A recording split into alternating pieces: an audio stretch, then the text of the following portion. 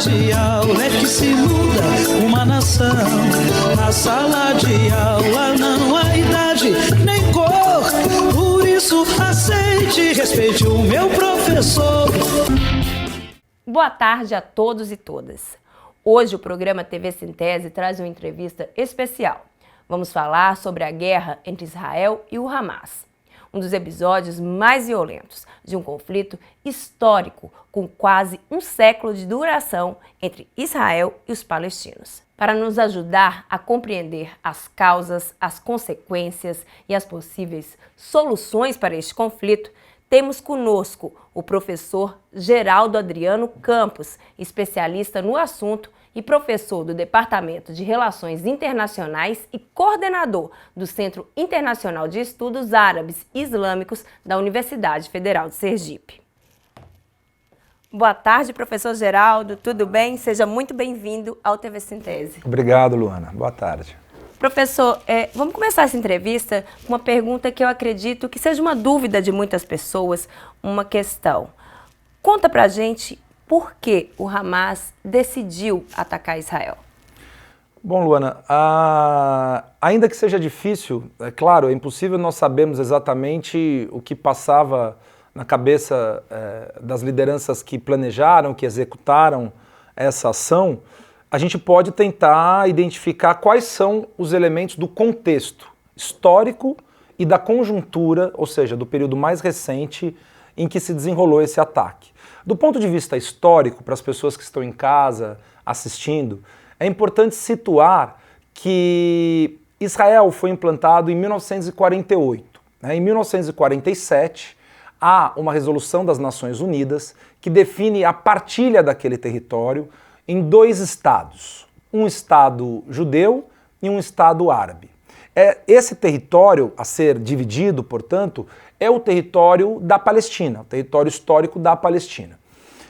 A Palestina, historicamente, ela é um território que é uma grande encruzilhada de povos, de culturas, de religiões, que sempre conviveram e coexistiram.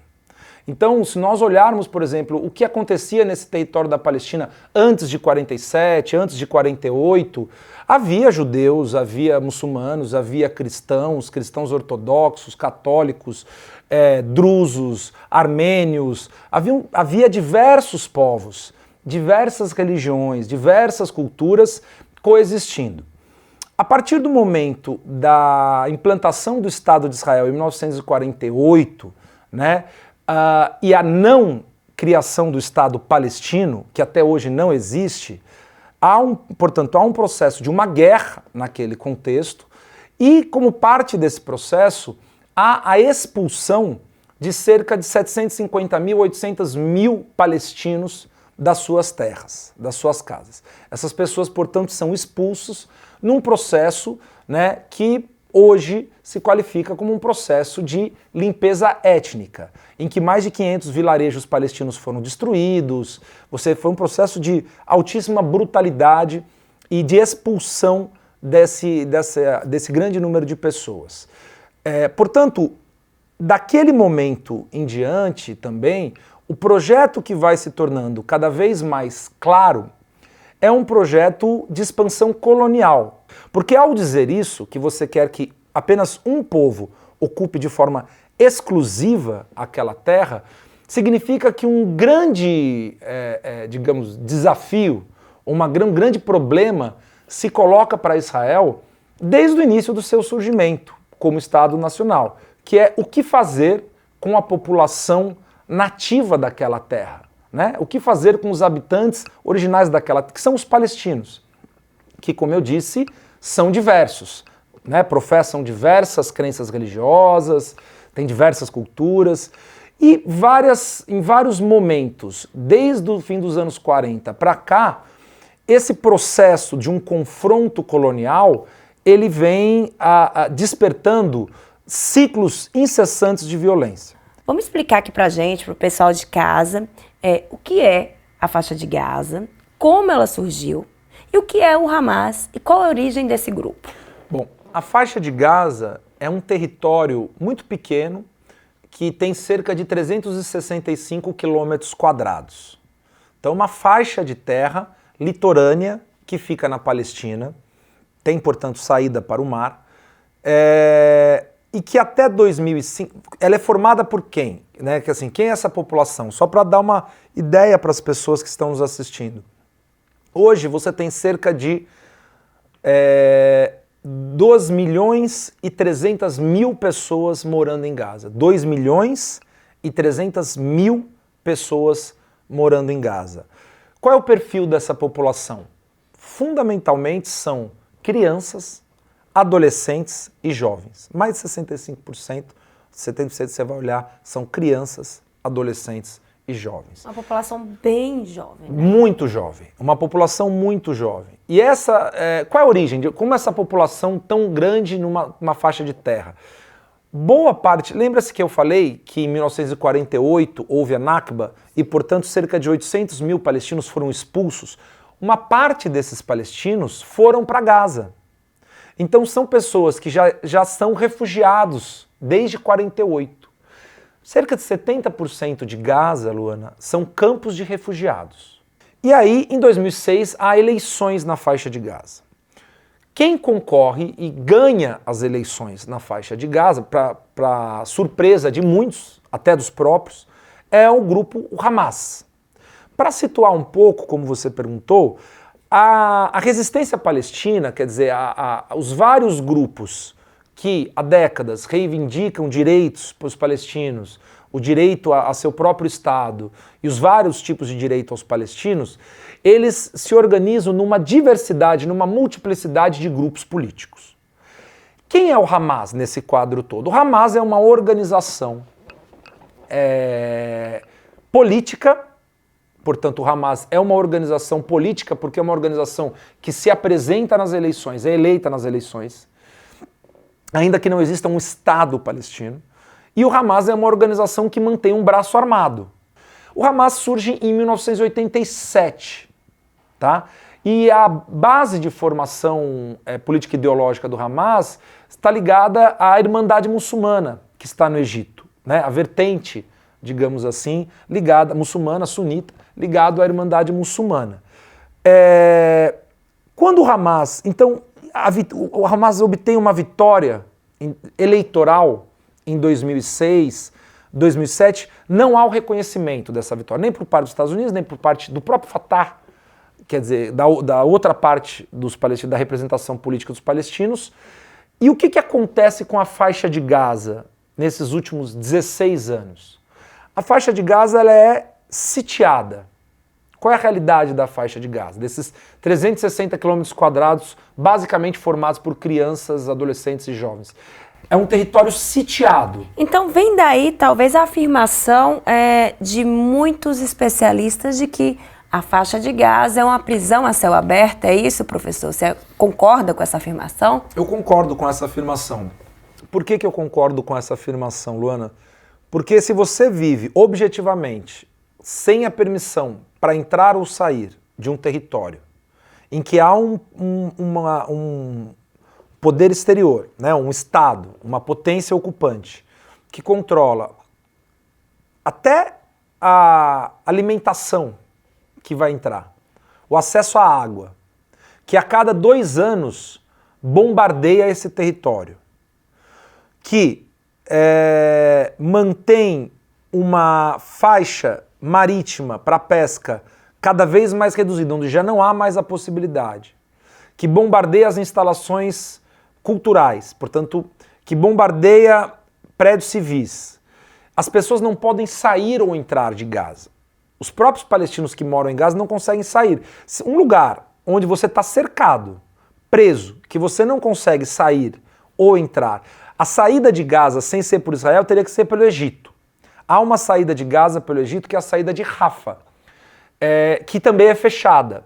Então quem mora em Gaza, por exemplo, se um palestino, para dar uma ideia, se um palestino quiser construir uma casa, ele não consegue cimento, porque é proibido entrar cimento em Gaza. Se ele precisar de remédios, vai depender da autorização para poder entrar um medicamento em Gaza. A quantidade de alimento que pode entrar é suficiente para manter aquela população viva. Então, imagine 2 milhões e 300 mil pessoas submetidas a condições subhumanas de existência, por 17 anos. A probabilidade de que isso dê certo, no sentido, né, de que isso produza alguma coisa que não algo É uma bomba relógio. Uma bomba relógio. A gente vai falar agora desse contexto, professor, de guerra. Atacar hospitais e instalações de saúde civis durante conflito, como fez Israel quando bombardeou um hospital, matando mais de 500 pessoas, é crime de guerra, segundo o direito humanitário. A proibição de ataques contra hospitais civis faz parte da Convenção de Genebra, de 1949. Durante os ataques israelenses, milhares de pessoas, incluindo crianças, foram mortas. Professor, o que separa os ataques de Israel a Gaza a um extermínio étnico? Nesse momento, nada. Nesse momento, o que está acontecendo em Gaza é um extermínio. Nesse momento, o que o mundo está testemunhando, com muita dor, o que está acontecendo hoje na faixa de Gaza é um processo de um genocídio do qual todos nós somos testemunhas, diariamente. Já são mais de 3.500 crianças mortas. Se nós formos somar as crianças feridas, se nós formos somar as crianças desaparecidas, que são mais de 1.000, nós estamos falando de cerca de 10.000 crianças. São 10.000 crianças. Essas crianças não apenas estão sendo atacadas nas suas residências, estão sendo atacadas em hospitais, estão sendo atacadas em escolas pelos bombardeios israelenses, sendo que Israel disse que não iria sobrar pedra sobre pedra. O que Israel e o que o Netanyahu anunciou que faria, infelizmente, ele está executando. Por que nos parece sempre que há um lado bom e um lado ruim? O lado bom é o lado de Israel e o lado ruim é o lado dos palestinos, o lado dos muçulmanos, sempre colocados como terroristas. Por que existe essa intenção dessa construção, dessa narrativa, professor? Bom, essa é uma boa pergunta, Luana. Para responder essa pergunta, eu acho que tem dois elementos aqui que a gente deveria resgatar. Primeiro, a ideia, e aí é uma ideia mesmo, do que nós entendemos por Ocidente, né? Essa ideia que muitas pessoas, muitas organizações, né, enfim, muitas narrativas vão se voltar a afirmar essa ideia como se fosse uma espécie de realidade, de um fato real, e como se existisse objetivamente algo chamado Ocidente. E como se o mundo fosse dividido em dois, entre Ocidente e Oriente. Quem apontou a falácia, né, a invenção desses termos, há muito tempo, foi um intelectual, um grande intelectual palestino chamado Eduard Said. Ele dizia justamente como a reiterada afirmação dessa visão que divide o mundo entre Ocidente e Oriente, ela tinha consequências muito concretas em relação às formas de disputa de poder, por exemplo, nas relações internacionais. E o segundo ponto é entender essa ideia, qual é o papel que Israel tem em ligação com essa ideia de Ocidente. Desde o início da formação do Estado de Israel, né, essa ideia de que, olha, deve haver um Estado que de algum modo simbolize, de algum modo traduza, represente, né, um conjunto de valores que seriam os valores supostamente, veja, supostamente ocidentais, né? Então o progresso, o desenvolvimento, a liberdade, a democracia, os valores que tradicionalmente a mídia atribui a Israel. Num meio de um conjunto de estados árabes que, portanto, precisam de algum modo servir como contraponto, como antagonismo dessa construção ocidental. E qual seria o contraponto dessa ideia de um Ocidente como civilização? Seria a barbárie. Portanto, essa ideia de uma divisão do mundo entre civilização de um lado e a barbárie do outro, ela não é nova. Pelo contrário, ela foi sendo construída ao longo de ela vem sendo construída ao longo de muitas décadas. Mais do que décadas, a gente poderia dizer ao longo de séculos, né? Mas ela é fundamental, veja, Luana, ela é fundamental para a realização, para a boa realização, né, dos projetos coloniais. Porque para você poder ocupar um povo, para você poder legitimar, como é que eu vou legitimar? Como é que eu vou entrar na sua casa, expulsar você da sua casa, tomar a sua casa, tirar a sua família, destruir o seu povoado, e ainda eu vou fazer com que as pessoas fiquem do meu lado. Eu preciso ter alguma coisa que dê legitimidade para isso. Preciso ter alguma coisa, um discurso que de algum modo convença as pessoas de que, na verdade, essa disputa, aquele que está sendo expulso, aquele que está sendo a vítima dessa violência, na verdade ele não é a vítima. Na verdade ele é o causador dessa violência. E como é que se constrói esse discurso? O componente central, fundamental desse discurso é a desumanização. Você precisa desumanizar o outro. Então, um lado, você sabe, pega um exemplo concreto. Se você pegar as notícias que estão na imprensa, a pessoa que está em casa pode até fazer o exercício. Abra o jornal ou os meios de comunicação, vai estar dizendo 3.000 palestinos morreram hoje em tal lugar. Aí você vai ver lá, vai estar escrito, sei lá, 70 israelenses foram mortos, foram assassinados. Os palestinos morrem, os outros são assassinados. São pequenos jogos de palavras, sabe, que vão mostrando como, na verdade, você não tem como você desconstrói a empatia da humanidade em relação a uma determinada parcela dos seres humanos. E isso, os palestinos vêm sendo submetidos a isso, não é agora com o ataque do Hamas. Veja, Luana, inclusive o próprio fato da gente começar... Por que o mundo agora está discutindo esse tema? Por que nós estamos aqui fazendo essa entrevista? Por que o mundo inteiro está atento? É porque houve o ataque. Sim. O mundo não estava parado enquanto os palestinos em Gaza estavam sendo bombardeados, enquanto as terras estavam sendo tomadas, enquanto a faixa de Gaza permanecia uma prisão a céu aberto, enquanto a Cisjordânia permanece com um processo de expansão dos assentamentos dos colonos ilegais, de acordo com o direito internacional, enquanto as pessoas estavam sendo espancadas em Jerusalém por rezarem nas mesquitas. O mundo continuava normalmente, as pessoas acordavam e trabalhavam. De repente, esses ataques despertaram a população mundial, falou, opa, alguma coisa está acontecendo. Por que a morte constante dos palestinos não provoca a mesma indignação mundial, dos líderes mundiais, dos organismos internacionais, da imprensa? Porque há um processo de desumanização que é longo. E, portanto, quando a gente constrói a figura do terror, né, vejam, eu vou dar uma frase, eu vou trabalhar uma frase que foi dita recentemente, há poucos dias atrás, pelo primeiro-ministro de Israel. Ele disse, essa é a batalha das crianças da luz contra as crianças das trevas, onde impera a lei da selva.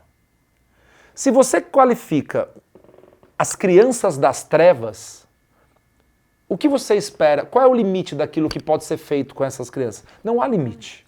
Então o mundo e muitos líderes internacionais e muitos países e muitos organismos, na verdade, deram carta branca. Legitimaram esse extermínio, esse genocídio que nós estamos vendo. Professor Geraldo, agradeço demais a sua presença. A demanda pelo cessar-fogo imediato, ela é uma questão de natureza humanitária, moral, é uma questão que pode interromper o extermínio de mais crianças, de mais civis, de mais mulheres. O TV Sintese fica por aqui. Para você, boa tarde e boa sorte. Professores, protetores das crianças do meu país, eu gostaria de um discurso bem mais feliz.